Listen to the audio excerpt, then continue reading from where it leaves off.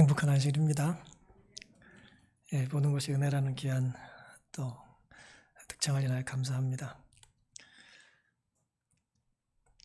오늘 함께 살펴볼 말씀은 신명기 11장 14절 말씀입니다. 제가 봉독하겠습니다. 여호와께서 너희 땅에 이른 비, 늦은 비를 적당한 때에 내리시리니 너희가 곡식과 포도주와 기름을 얻을 것이요. 이게 어디에 있는 말씀입니까? 성경 어디에 있는 말씀이죠? 신명기의 말씀입니다. 신명기는 모세오경의 마지막 책이죠. 그리고 신명기는 이스라엘 백성들이 이제 광야 40년을 생활하다가 이제 가나안을 목전에 두고 이제 모세가 영광을 받아 기록한 책이 되겠습니다. 가나안 들어가기 바로 직전에 있었던 이제 이야기를 기록한 것입니다. 출애굽한 이스라엘 백성들의 숫자를 우리는 장정이 60만이다 그래요. 그래서 어림 잡아서 한 200만 정도라고 생각을 합니다. 여자들과 아이들을 포함해서요. 광야 생활을 하면서 이제 이스라엘 백성들이 태어나기도 하고 또 잠들기도 하고 반란을 일으키기도 하고 거기서 또 신앙 고백을 하기도 하고 그렇게 이제 40년을 지났는데요. 그런 광야 생활이 끝날 때가 온 거예요. 광야 생활이 마쳐질 때가 온 것입니다. 광야라고 하는 곳은 이스라엘 백성들의 거주지가 아니죠. 그죠? 영주할 정착지가 아니었습니다. 스쳐 지나가는 곳이었어요. 광야는 어디와 어디 사이에 있었습니까? 애국과 가나안 사이에 있었던 곳이죠. 그래서 거기 계속 살려고 이제 출발한 게 아니에요. 구름 기둥이 멈추면 멈추고 구름 기둥이 움직이면 이제 터를 옮겨야 했던 곳이 광야였습니다. 여러분 혹시 이스라엘 백성들이 광야 40년 생활하는 동안 몇 번이나 이제 터전을 옮겼는지 아십니까? 바로 간 게 아니잖아요. 그렇죠? 광야를 이제 돌아 헤매면서 살았잖아요. 몇 번이나 텐트를 멈추고 치고 또 텐트를 걷고 했는지 아세요? 민수기 33장에는 그 정착지가 일일이 다 기록이 되어 있습니다. 어디서 출발했고 어디 도착했고 어디서 출발했고 어디 도착했고 그게 세세하게 다 기록이 되어 있습니다. 이게 얼마나 정확히 기록이 되어 있냐면은 지명은 기록되어 있는데 그 지명에서 일어난 사건은 성경에서 다 기록하지 않았어요. 그 말씀은 무슨 얘기냐면 빈틈없이 다 기록했다는 얘기예요. 민수기 33장에는 지명이 42개가 기록되어 있습니다. 42번 옮겼다는 얘기예요. 민수기 33장 2절에는 모세가 여호와의 명대로 그 노정을 따라 그 진행한 것을 기록하였으니 그 진행한 대로 그 노정은 이러하니라. 그렇게 이제 기록을 시작해요. 5절 이스라엘 자손이 람셋에서 발행하여 숫곳에 진쳤고 애굽 땅을 출발한 거예요. 첫 번째로 숫곳이라는 데 진을 친 겁니다. 그리고 49절 요단가 모압 평지의 진이 벳 여시못에서부터 아벨 시딤에 미쳤었더라. 아벨 시딤이라는 곳이 이제 마지막 이제 가나안 들어가기 직전에 생활했던 곳이 되겠습니다. 여호수아 3장 1절에는 여호수아가 아침에 일찍 일어나서 이스라엘 사람들로 더불어 시딤에서 떠나 요단에 이르러서는 건너지 아니하고 거기서 유숙하니라 그랬습니다. 아벨 시딤이라고 하는 곳이 이제 마지막 정착지라 그랬는데 아벨이라고 하는 것은 이제 풀밭, 목초지다 그런 뜻이고요. 시딤이라고 하는 말은 좀 익숙하실 텐데 시딤이라는 말은 이제 아카시아라는 뜻이에요. 이제 조각목이라고도 번역이 되지 않았습니까? 다시 말씀드리면 아벨 시딤이라는 곳은 아카시아 나무의 목초지 그런 뜻이에요. 그쪽에 이제 아카시아가 많이 났던 것 같습니다. 저희가 이제 오래전에 제가 목회하던 곳에 동네에 자주 다니던 도서관 이름이 감골이었어요. 감골. 이제 감이 많았나 봐요. 밤자 들어가는 데도 많고요. 저희 누나가 오래전에 미국 처음 정착할 때 살던 동네 이름이 이제 밤골이었어요. 거기도 밤골. 체스트넛 그래가지고 동네에 밤이 많았어요. 그러니까 지명이라고 하는 것은 그 동네에 뭐가 있는지를 보여주잖아요. 그렇죠? 강가면 이제 이제 리버사이트라는 말을 많이 미국은 쓰는데요. 강 주변에 이제 마을이 형성돼서 그렇습니다. 이제 아카시아가 많았던 곳에 이제 마지막 정착지를 그들이 삼은 것이고, 여호수아 2장에 의하면 그곳에서 12정탐꾼을 보냅니다. 12정탐꾼을 이제 그곳에서 보내요. 42곳의 지명을 연속해서 써놓은 것도 신기합니다만은 그것을 읽는 일은 매우 지루한 일입니다. 우리가 성경 읽다 보면은 어디쯤 와서 지쳐요? 레기쯤 오면 지치잖아요. 우리는 이야기를 좋아하는데 그 재미없는 이야기들, 지명, 뭐 인명 혹은 뭐 성소 기명들 뭐 이렇게 나오는 게 재미가 없죠. 내가 전혀 모르는 사람들 족보 보신 적 있으세요? 굉장히 재미없습니다. 전혀 나와 상관없는 사람들 이제 족보들 뭐 누가 어떻게 되고 뭐 이러고 흥미가 없잖아요.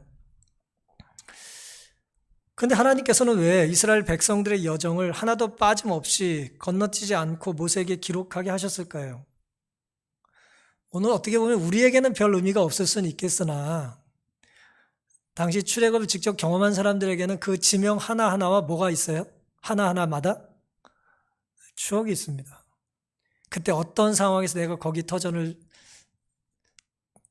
이제 자리 잡고 있었는지, 얼마나 힘든 상황에 그쪽으로 이주했는지, 그때 우리 아이들은 무슨 일 때문에 우리를 힘들게 했고 무슨 일로 우리를 기쁘게 했는지, 교회로 얘기하면 어때요? 그때 교회 상황은 어땠는지, 그때 누군가 나는 어떤 관계에 있었는지, 그때 우리는 무엇 때문에 눈물을 흘렸고 무엇 때문에 감사했는지 지명 하나만 들으면 떠올랍니까? 떠오르지 않습니까?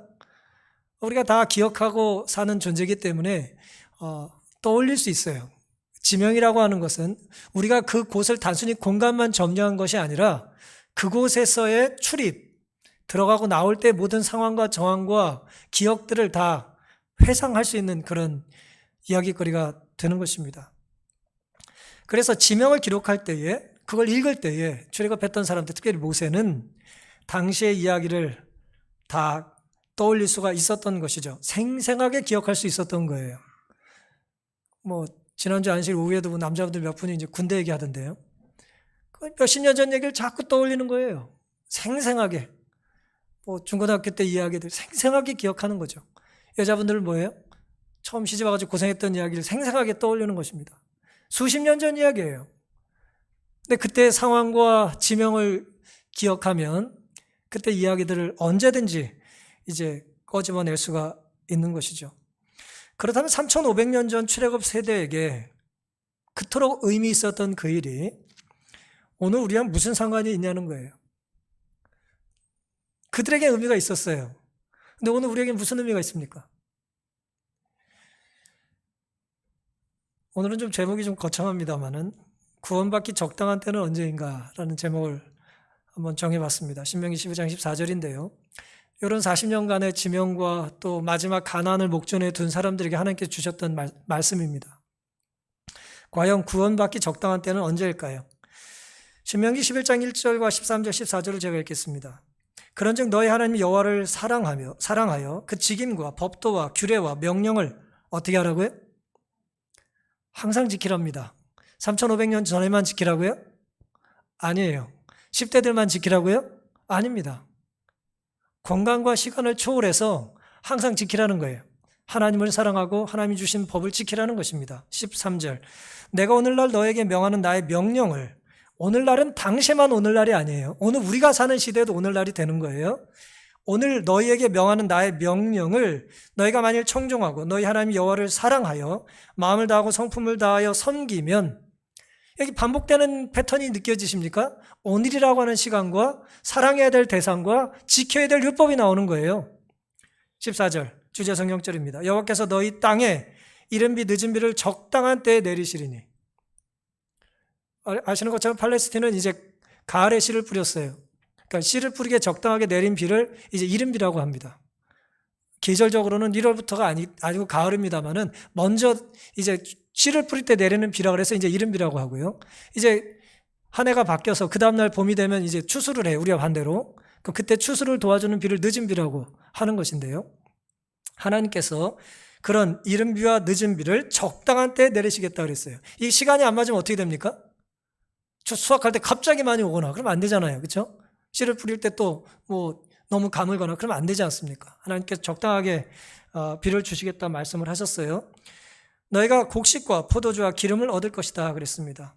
결국 구원받기에 적당할 때는 언제냐 하면은 물론 하나님의 시간편에 이루어지는 것입니다만은 하나님의 구원의 시간에 우리가 해야 될 일은 뭐냐 하면은 하나님을 사랑하고 말씀을 순종하는 거예요.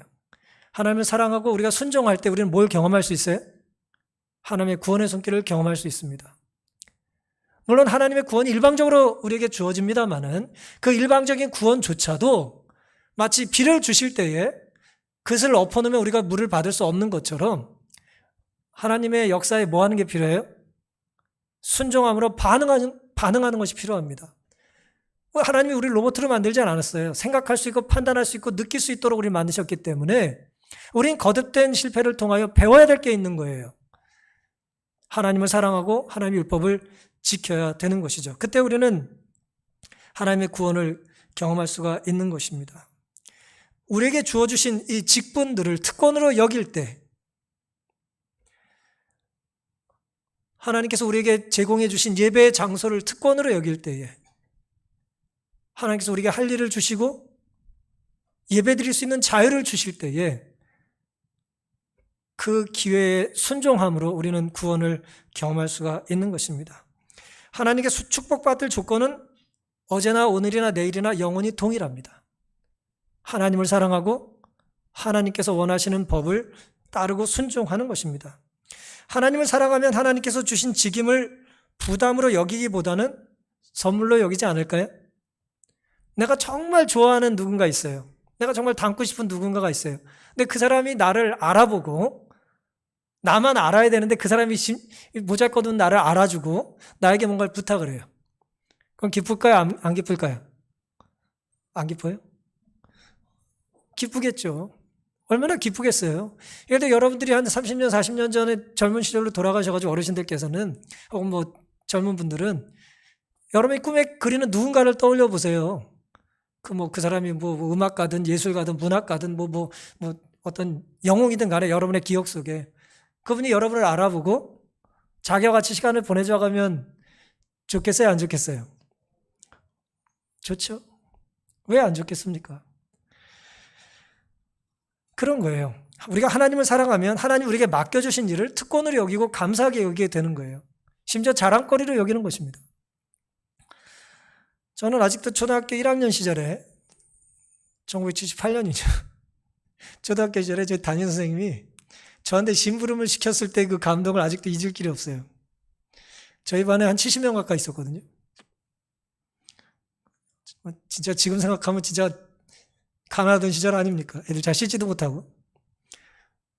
그런 애들 줄줄이 앉아 있는데 저를 부르시더니 뭐 좀 사오라고 시켜요. 기분이 좋았을까요? 안 좋았을까요? 아유, 제가 뛰어갔다 왔어요.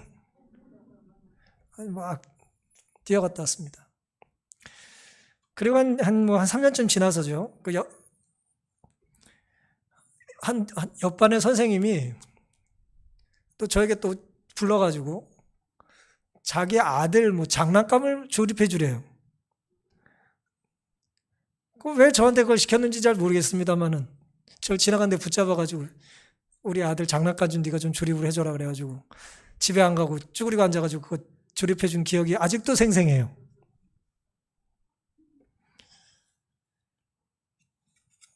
그 뒤로도 제가 많은 선생님들을 모시고 많은 교수님들께 수업을 배우고 했습니다만은 어떻게 보면 정말 가난하던 시절에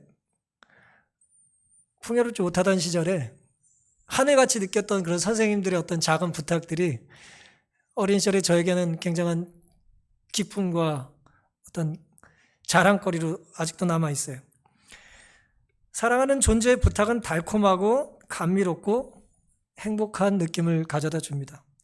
하물며 하나님께서 온 우주의 창조주께서 우리를 사랑하셨고 그분이 일방적으로 우리를 사랑하셔서 우리에게 맡겨주신 직분을 우리가 감당할 때 우리의 태도가 어떠해야겠습니까?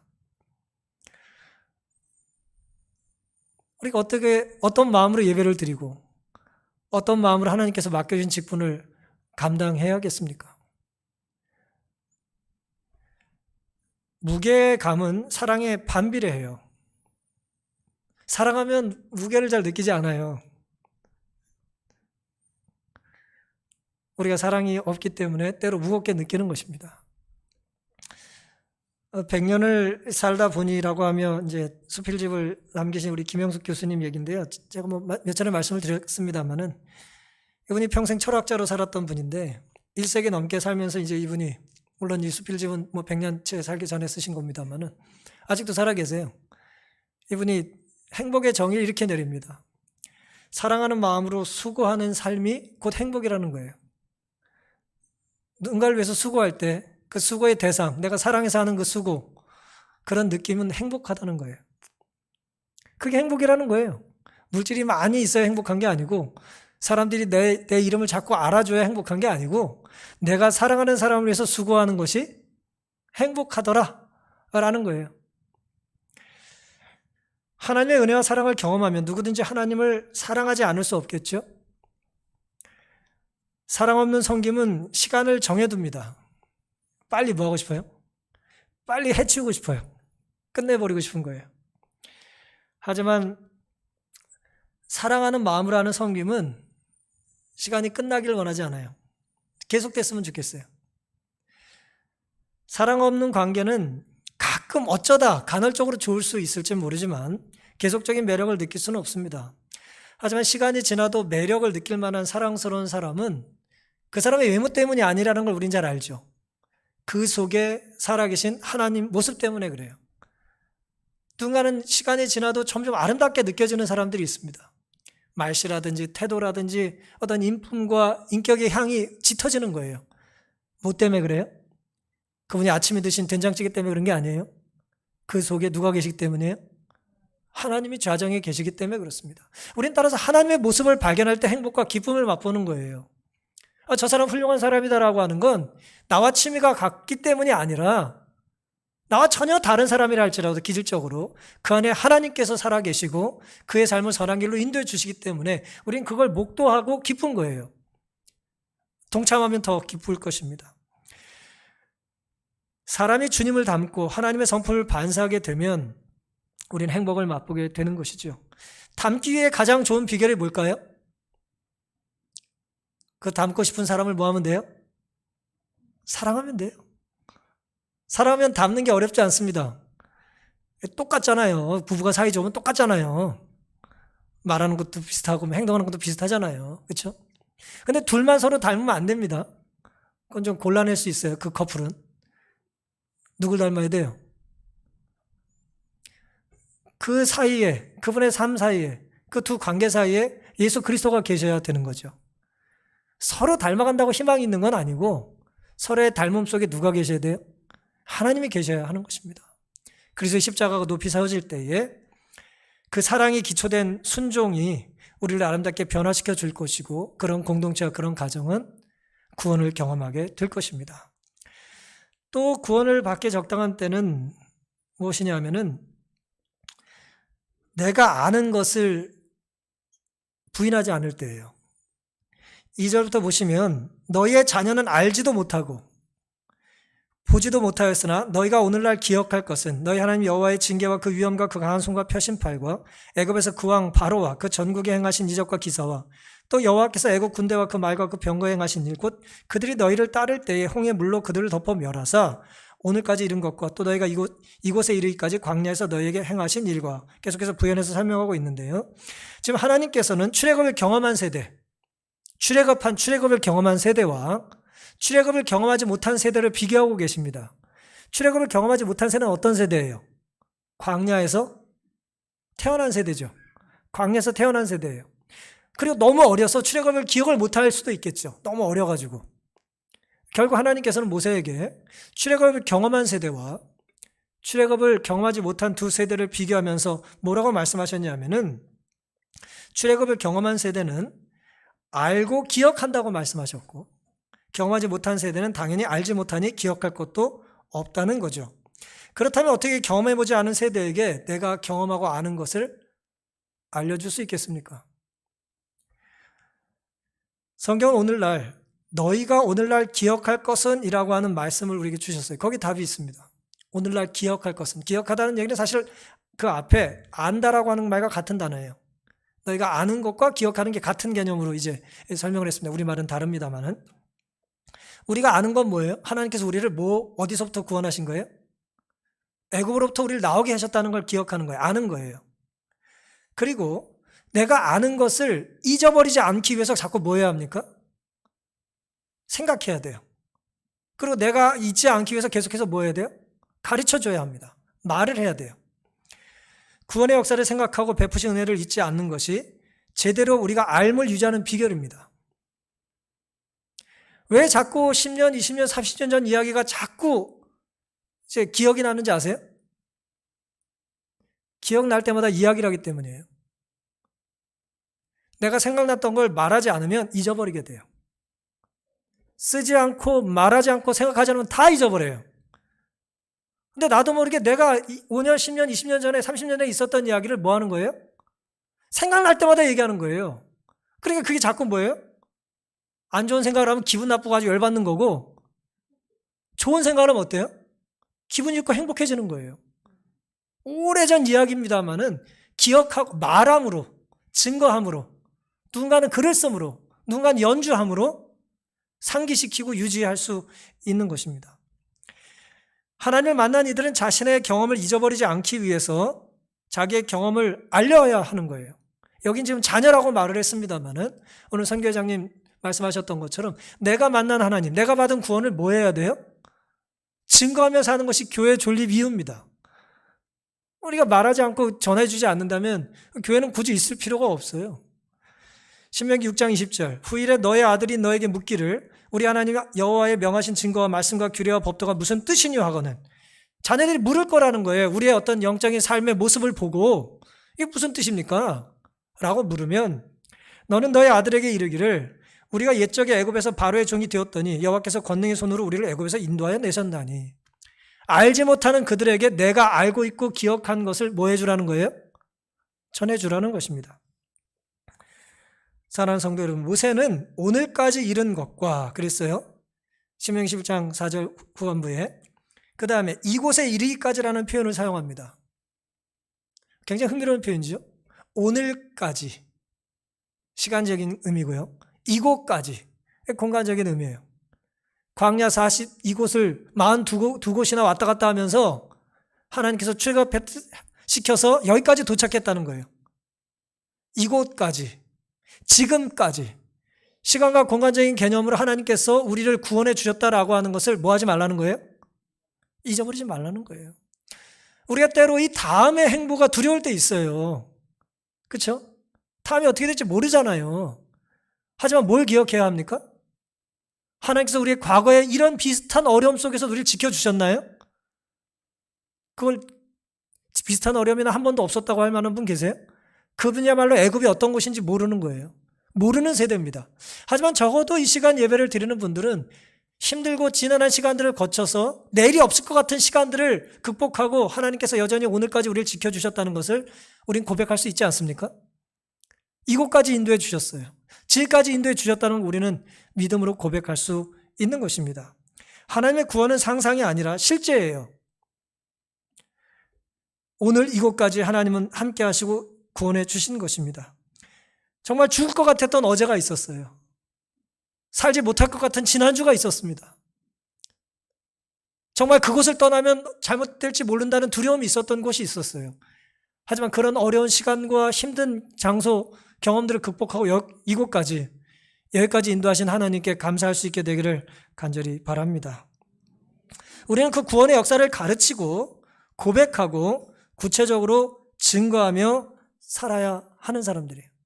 우린 증인들이에요. 그런 의미에서. 내 삶을 지금까지 이곳까지 인도하신 하나님의 구원의 섭리에 대하여 나는 뭐 해야 할 책임이 있습니까? 증언해야 할 책임이 있어요. 하나님은 나와 관련이 있으신 분이다. 그 구원의 하나님은 너도 구원해 주실 것이다 라고 하는 증거와 고백이 우리에게 있게 되기를 간절히 바랍니다. 구원받기 위해 적당할 때가 언제인가에 대한 세 번째 교훈은 미래 하나님의 선물을 의심하지 않을 때 우린 구원을 경험할 수 있습니다. 과거와 현재 하나님뿐만 아니라 미래 우리를 위하여 준비해 놓으실 선물이 분명히 있다는 걸 뭐 하는 거예요? 믿는 거예요. 그걸 이미 믿음으로 현재에서 미래의 구원을 경험하는 것입니다. 히브리서 11장의 말씀처럼 보지 못하는 것에 대하여 증거하는 거예요. 신명기 11장 8절부터입니다. 그러므로 너희는 내가 오늘날 너희에게 명하는 모든 명령을 지키라. 그래야 하면 너희가 강성할 것이요 너희가 건너가서 얻을 땅에 들어가서, 아직 들어갔어요 안 들어갔어요? 아직 안 들어갔어요. 하지만 들어갈 게 분명합니까? 들어갈 게 확실한가요? 얻을 땅에 들어가서 그것을 얻을 것이며, 이길 수 있을까 없을까, 들어갈 수 있을까 없을까, 해결될까 말까 두려워하는 중간에 하나님께서는 뭐예요? 이미 들어갈 것을 약속하시는 거예요. 중요한 것은 이루어질 것에 대한 능력과 결과가 누구에게 달렸다는 거예요? 하나님께 달려있는 거지 우리에게 달린 게 아니라는 거예요. 우리가 할 일은 순종하는 것입니다. 9절, 또 여호와께서 너희의 열조에게 맹세하사 그와 그 후손에게 주리라고 하신 땅 곧 젖과 꿀이 흐르는 땅에서 너희 날이 장구하리라 그랬어요. 10절, 너희가 돌아가 얻으려 하는 땅은, 얻으려 하는 땅, 얻을 땅, 내가 나온 애굽 땅과 같아요 같지 않아요? 다를 거라 그랬어요. 애굽은 하나님께서 보시기에 이스라엘 백성들에게 신앙의 자유가 없고 노역을 하고 괴로움을 겪는 곳 아니었어요?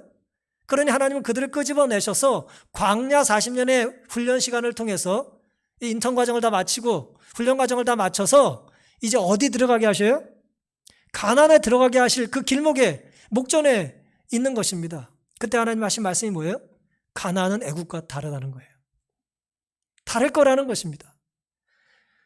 같지 아니하고 거기서는 너희가 파종한 후에 밭과 물대기를 채소밭에 댐과 같이 하였거니와, 여기 무슨 말씀이에요? 발로 물대기를 채소밭에 물댄다는 게 뭐예요? 애굽에 물이 잘 비가 오질 않았어요. 그래서 나일강을 다 끌어다가 노역을 해야 했어요. 노역을 아주 고통스러운 노역을 해가지고 물통 들고 그냥 날라야 됐단 말이에요. 그런 일이 가나안 땅에는 없을 거라는 거예요. 왜요? 12절, 너희 하나님 여호와께서 권고하시는 땅이라. 세초부터 세말까지 내 하나님 여호와의 눈이 항상 그 위에 있으리라. 11절에 안 읽었네. 너희가 건너가서 얻을 땅은 산과 골짜기가 있어서 하늘에서 내리는 비를 흡수하는 땅이요. 비가 많이 올 거라는 거예요. 가나안 땅은 하나님께서 비를 내려주실 거라는 거예요. 산이 있고 골짜기가 있어서 네가 이렇게 물 깊고 그렇게 수고 많이 안 해도 살 수 있다는 거예요. 그 땅은 하나님이 권고하시는 땅이라는 거예요. 그들을 주목해서 세초부터 세말까지 살피실 거라는 것입니다. 경험한 세대와 경험하지 못한 세대를 비교함과 동시에 나온 땅과 들어갈 땅을 하나님께서는 비교하고 계세요. 하나님의 명령을 지키고 살면 그들은 강성하게 될 것이고 필경 가나안 땅에 안착하게 될 것입니다. 젖과 꿀이 흐를 땅이고요. 나일강의 물을 끌어다가 애굽에서처럼 수고할 필요가 없는 하늘에서 비를 내려주실 그런 비옥한 땅이라는 것입니다. 흥미롭게도 12절에 권고하신다는 말은, 이 히브리 말은요, 다라시라고 하는 말은 자주 가다, 드나들다, 탐구하다, 조사하다, 요구하다, 문의하다, 그런 광범위한 뜻이 있어요. 근데 이 단어에 있어서 제가 좀 강조하고 싶은 말씀은 탐구하고 자주 간다라고 하는 거예요. 하나님이 자주 왕래하시고 자주 방문하시기 좋은 땅이라는 거예요. 문자적으로 하나님께서는 하나님의 자녀들이 살 땅을 자주 왔다 갔다 하기를 즐겨 하신다는 거예요. 또한 하나님의 눈은 세초부터 세말까지, 문자적으로는 한 해의 첫날부터 끝날까지 보살펴 주신다는 것입니다. 열왕기상 9장 3절에도 저에게 이르시되 내가 내 앞에서 기도하며 간구함을 내가 들었은즉 내가 너의 건축한 이전을 거룩하게 구별하여 나의 이름을 영원히 그곳에 두며 나의 눈과 나의 마음이 항상 거기 있을 거다 그랬습니다. 우리가 하나님께서 원하시는 곳에 있으면, 하나님께서 명하시는 곳에서 생활하면 하나님은 그런 것을 계속해서 눈으로 살피고 돌보신다는 거예요. 시편 34편 15절, 여호와의 눈은 의인을 향하시고 그 귀는 저희 부르짖음을 기울이신다, 그렇게 말씀하셨습니다. 여기 지금 제가 세 가지를 강조했어요. 세 가지 성경절을 강조했습니다. 두 가지 특징이 있어요. 하나는 뭐예요? 권고하신다, 방문하신다는 건 뭐예요? 우리 하나님의 형상을 따른 인간의 모습을 비춰보면은 방문하려면 뭐가 필요합니까? 돈이 필요한 게 아니고요. 우리 발이 필요죠. 발이. 걸어가야 되잖아요. 그렇죠? 그 다음에 돌보시기 위해서는 뭘 보신다고요? 눈으로 살피신다는 거예요. 귀로 들으시고. 그러니까 가나안 땅에서 우리가 순종하고 사는 모습에 대하여 하나님께서는 하나님이 즐겨 오기를 기뻐하실 만한 곳이고 즐겨 살피시고 즐겨 듣기를 기대하실 만한 곳이라는 거예요. 그게 가나안의 축복의 땅의 특징입니다. 우리가 그런 땅에 하나님의 말씀에 순종하며 가야 하지 않겠습니까? 이게 미리 하나님께서 우리에게 주실 선물에 대한 약속을 우리가 미리 맛보는 거예요. 이른 비와 늦은 비를 하나님은 그곳에서 적당한 때에 내려주시겠다는 거예요. 적당한 때에. 우리는 적당할 때를 알아요, 몰라요? 우린 잘 몰라요.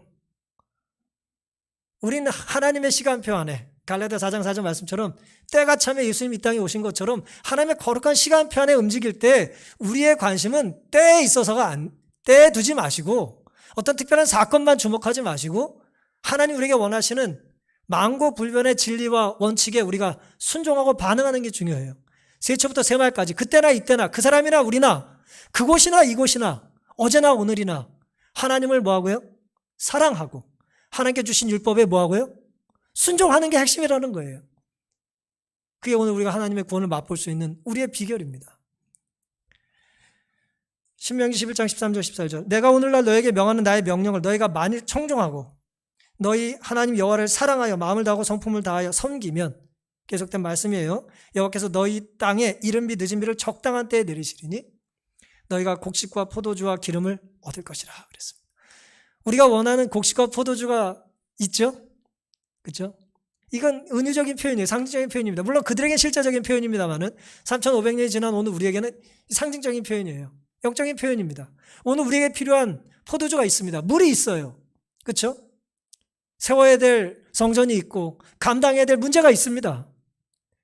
말 그대로 문제는 그걸 어떻게 해결할까가 아니라 하나님의 이러한 인도하심에 대하여 우리가 어떤 식으로 반응할 것인가 라고 하는 것이 핵심이라는 것을 기억하게 되시기를 간절히 바랍니다. 하나님 축복의 조건은 에덴에서도 광야에서도 21세기 오늘 이곳 이 순간에도 바뀐 것이 있어요, 없어요? 없습니다. 애굽은 과거 나를 구원해 내신 곳이고 가나안은 미래 내게 축복하실 곳입니다. 비록 다른 곳이지만 이끄시는 분은 한 분 하나님이세요. 누구든 순종한 만큼 하나님께서 준비하신 선물을 누리게 된다는 것을 기억하게 되시기를 간절히 바랍니다. 우리는 애국과 가나안 사이에 살아갑니다. 그리고 어떻게 보면 이 광야 끝자락에 도착한 사람들이에요. 신명기 11장의 상황이 오늘 우리의 상황일지 모르겠어요. 광야의 끝자락에 우리가 있습니다. 이제 이 목전에 뭐가 있습니까?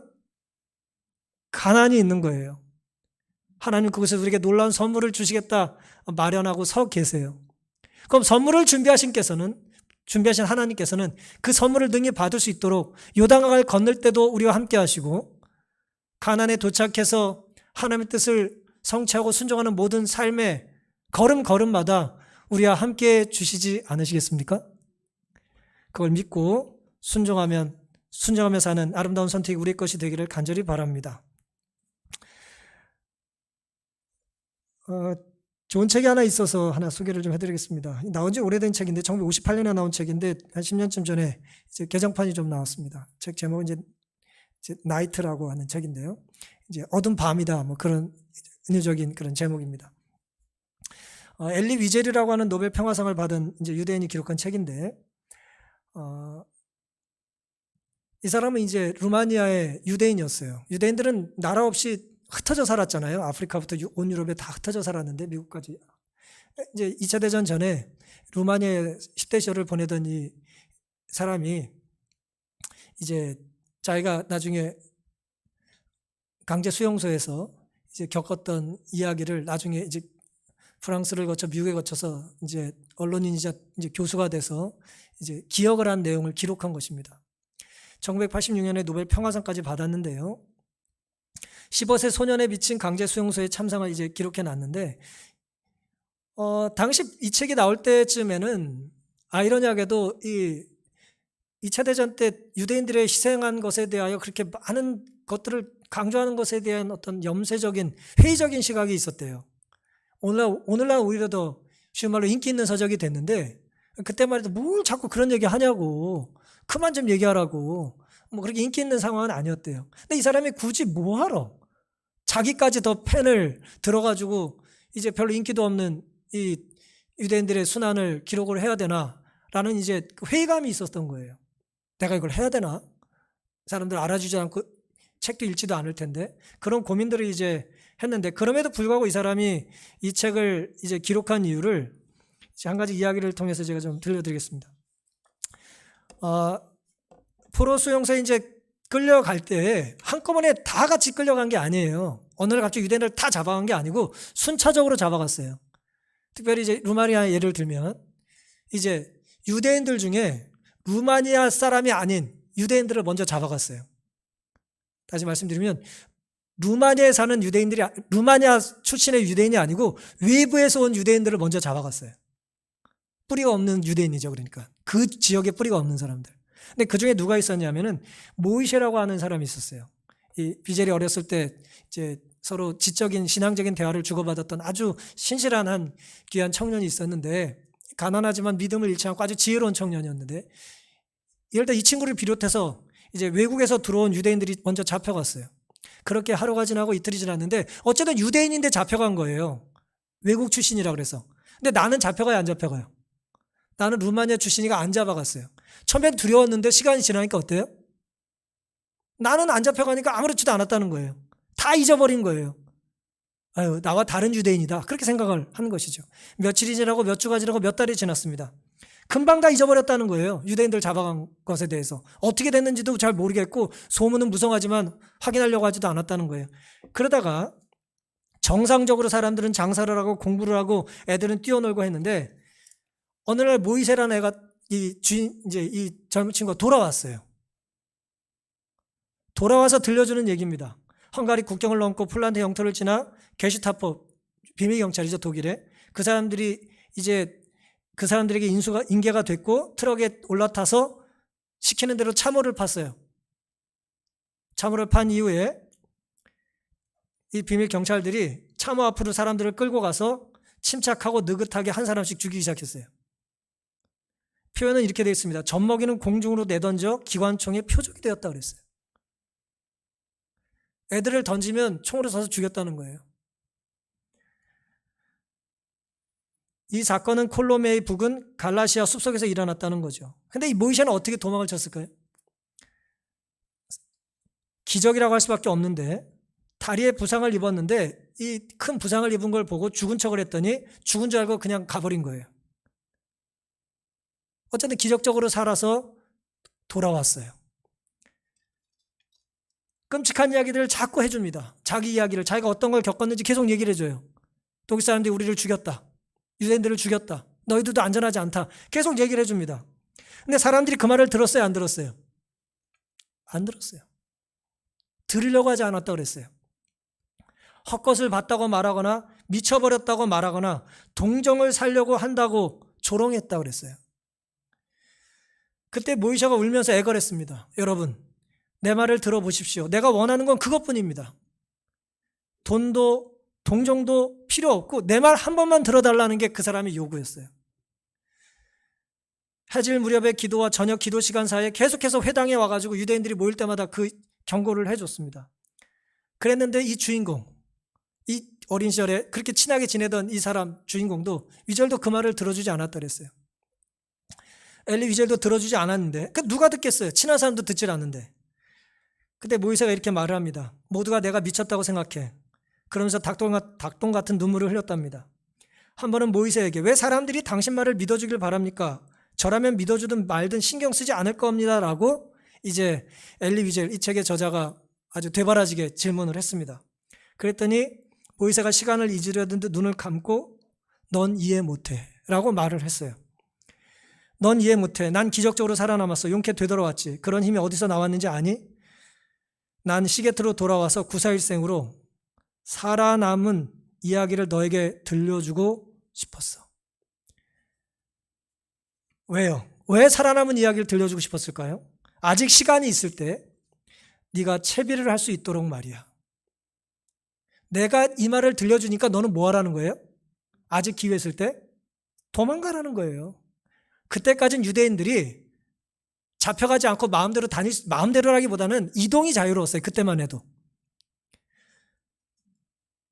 이주 증명서를 그때는 살 수가 있었어요.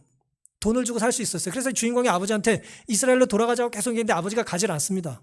난 이제 새롭게 시작하기 너무 늦었다 그러면서.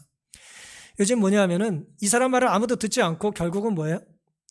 유대인이 600만이나 되는 유대인이 이제 몰살을 당하잖아요. 근데 사람들이 당시에 그랬다는 거예요. 이런 이야기들을 하면은 어떻게 20세기에 한 민족을 몰살하고 어떻게 이런 상황에 수백만 명을 잡아서 죽일 수 있겠냐는 거예요.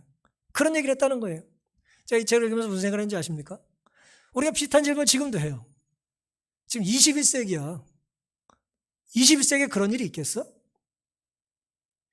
여러분, 각 시대에 이런 시련과 어려움을 이제 경험했던 사람들은 모두 자기가 살던 시대의 종말이라고 생각해서 그 종말이 절대적인 시간 속의 종말이 아니라 이 시대에 그런 일이 있을 수 없다고 생각한 거예요. 르네상스 시대에 어떻게 그런 일이 있냐 말이에요. 어떻게 18세기, 19세기에 그런 일이 있을 수 있냐 말이죠. 어떻게 20세기의 대명천지에 그런 일이 있을 수 있겠냐. 근데 놀랍게도 역사는 그런 일이 있었다는 걸 보여주는 것입니다. 결국 이제 엘리 위젤이 그 사람 때문에 이 책을 쓴 거예요. 결국은 어떤 마음으로 썼느냐. 어제 침묵을 지킨 사람은 내일도 침묵을 지킬 것이다. 해야 될 말을 하지 않는 사람은 앞으로도 하지 않게 된다는 거예요. 그러면서 자기는 책임에 대한 반응을 해야 된다는 걸 느끼기 시작한 것이죠. 어두운 시대를 이야기할 때 책임, 밤에 대한 기록을 해야 될 책임을 느낀 거예요. 증인은 증언하도록 자신을 다그친다. 현재를 살아가는 젊은이와 앞으로 태어날 아이를 위해 증인은 자신의 과거가 이들의 미래가 되기를 바라지 않는다 그랬어요. 참 무거운 말이죠. 우리가 왜 과거에 받은 구원을 이제 전하고 하나님의 구원의 역사를 증거해야 하느냐. 우리 다음 세대가 애국 같은 종사를 하지 않기를 원하는 것입니다. 자유롭게 신앙하기를 원하고 하나님께 마음껏 찬양할 수 있기를 원하는 것이죠. 그래서 우리는 우리가 해야 될 말을 하며 살아야 된다는 거예요. 전해줘야 된다는 것입니다. 증인은 증언할 책임이 있는 것입니다. 구원받기 적당한 때는 언제인가? 지금입니다. 구원받기 적당한 장소는 어디입니까? 이곳이에요. 신명기 11장 4절 5절 또 여호와께서 애국 군대와 그 말과 그 병거에 행하신 일고 그들이 너희를 따를 때 홍해물로 너희를 덮어 멸하실 오늘까지 이른 것과 또 너희가 이곳에 이르기까지 오늘까지 이곳까지 하나님 구원해 주신 이야기를 우리는 오늘 이곳에서 하며 살아야 되는 것입니다. 고린도서 6장 2절입니다. 가라사대 내가 은혜 베풀 때에 너를 듣고 구원의 날에 너를 도왔다 하셨으니 보라 지금은 은혜 받을 만한 때요. 보라 지금은 무슨 날입니까? 구원의 날입니다. 보라 지금은 구원의 날이고 보라 이곳은 구원받을 장소입니다. 하나님께서 지금까지 이곳까지 우리를 인도해 주셨음을 우리는 잊지 않고 기억하고 감사하며 살아야 합니다. 받은 사랑과 구원을 기억하면 하나님을 사랑하게 되고 하나님을 순종하게 될 것입니다. 구원을 경험했다면 그 구원의 감격을 나누며 살아야 합니다. 구원의 감격은 과거에 멈춘 것이 아니라 오늘 우리가 증거함으로 미래와 연결될 수 있는 것입니다. 약속을 지키시는 신실하신 하나님은 지금도 살아 계십니까?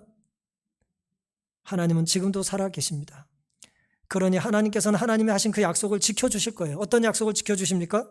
14절에 여호와께서 너희 땅에 이른 비 늦은 비를 적당한 때에 내려주시겠다는 이 약속을 이루어 주실까요?